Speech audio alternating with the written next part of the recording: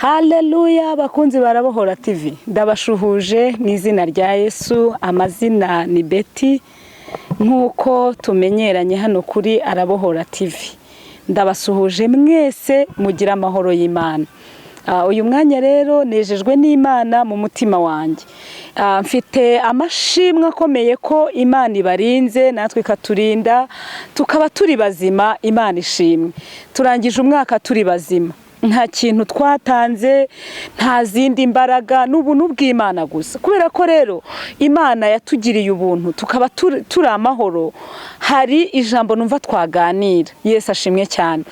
Iri jambo impamvu numva twariganira nuko ari ijambo rimaze igihe riri kubaka umutima wanjye. Iri jambo rero riri muri Luka igice cya mbere umurongo wa 80. Riravuga ngo uwo mwana arakura agwiza imbaraga z'umutima, aguma mu butayu kugeza igihe yerekeye umutima.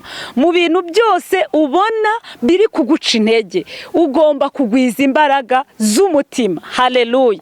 Impamvu yo kugwiza imbaraga z'umutima ni iyi: nuko hari ibyo Satani arimo ahagurutsa, hari ibyo agukangisha, hari ukuntu agutera ubwoba, hari ukuntu akwereka ko ibintu bicitse, ariko hari Imana igitambutsa abantu ikabambutsa ibimeze nk'inyanja itukura. Iyo nyanja y'ibigeragezo umazemo imizi, umaze umwaka uri mu bintu bigukomereye, uri mu bigeragezo, ikintu cyose ukoze kikanga. Ndagira ngo nkubwire ko nugwiza imbaraga z'umutima, igihe kiraza kugera Imana ihindure amateka.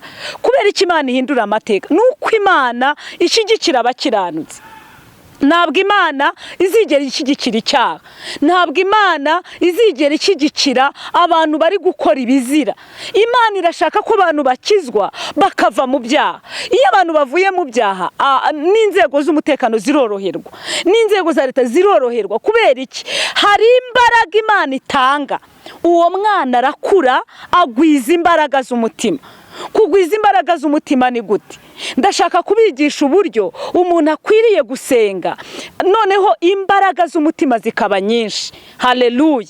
Impamvu yo kugwiza imbaraga z'umutima niye nuko imbere yawe ntago uzi uko hameze, ibyo uzanyuramo ntago uzi uko bimeze, ibyo Satani arimo apanga ntabwo ubizi. Ariko iyo wagwije imbaraga z'umutima, hari n'igihe uvuga ijambo nk'iryo Yesu yavuze. Haleluya.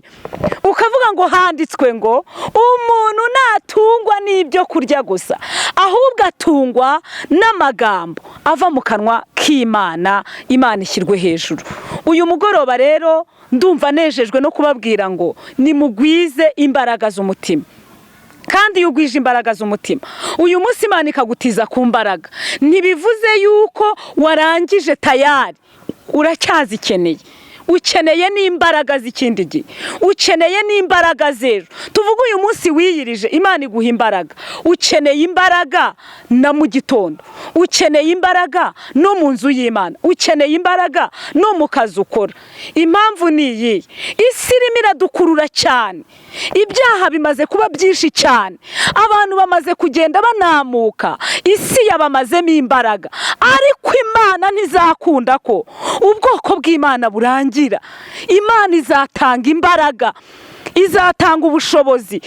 Isi yikubeshya mwene data, isi yigushuka ngo unanirwe, isi yikwereka ko wageze iyo ujya. Oya, uracyakeneye imbaraga z'umutima, uracyakeneye gusenga.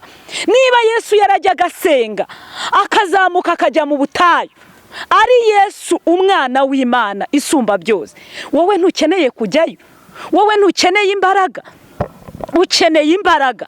Kuko yajyaga ngo agenda agasenga, akirwa asengera abafarisayo, akaza akabigisha, ariko bwacya mu gitondo akongera agasubirayo. Uyu munsi akirirwa yigisha, nimugoroba akarara mu butayu. Kandi ari Yesu. Umwana w'umuntu we akeneye gusenga cyane. Ariko gusenga ni kimwe, no gukiranuka ni ikindi. Ntabwo gusenga bivuga yuko wanesheje. Ushobora gusenga, Bibiliya ivuga ngo barasenga ntibasubizwe kuko basenga nabi. Impamvu ni iyi: ibyo bishatse kuvuga gusenga nabi ni ugusengana ibyaha. Gusenga nabi ni uguhora ukiranirwa, ukananirwa kunesha. Imana ikeneye kunesha. Yesu ashimwe. ntabwo nifuje kubabwira ibintu byinshi, nari nshatse kubabwira ngo nimureke tugwize imbaraga z'umutima.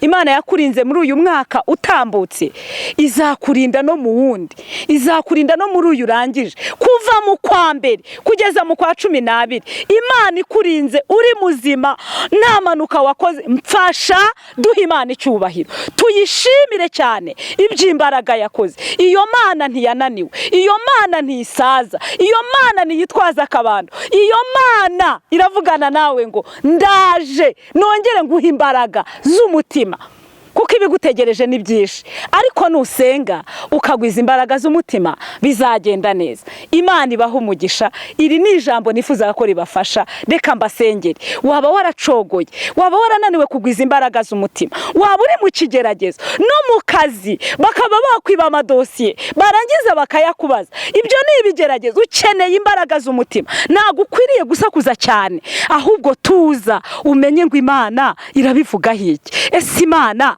irashaka ko nitwara gute? Ese Imana irashaka ko mvuga gute? Imana ibampera umugisha, ndabakunda cyane. Munyemerere dusengane, Imana izaduha iherezo ryiza, tuzabane mu bwami bw'ijuru. Mwami Imana yacu, izina ryawe niryubahwe, ubwami bwawe nibuzi. Shoboza itorero, ubwoko bwawe, abatarakumenya bakumenye, kandi n'abakumenye batenebutse ubahe kugwiza imbaraga z'umutima. Iri joro ushyigikira abantu, imyuka mibi yerera nijoro turayinanije mu izina rya Yesu. Uyu mugoroba abantu bakubone, bashima izina ryawe. Mu izina rya Yesu niho tubisabye, amen. Ndagira ngo mbabwire nimero mwazambonaho ni 0783 146 27. 0783 146 27. Wifuza ko tugufasha gusenga ukamenya inzira y'Imana neza, turahari ngo tugufashe. Imana ibaha umugisha, amen.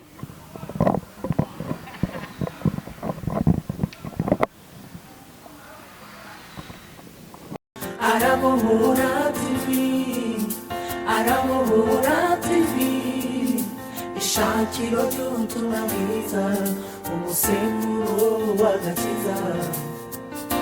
Arabohora TV.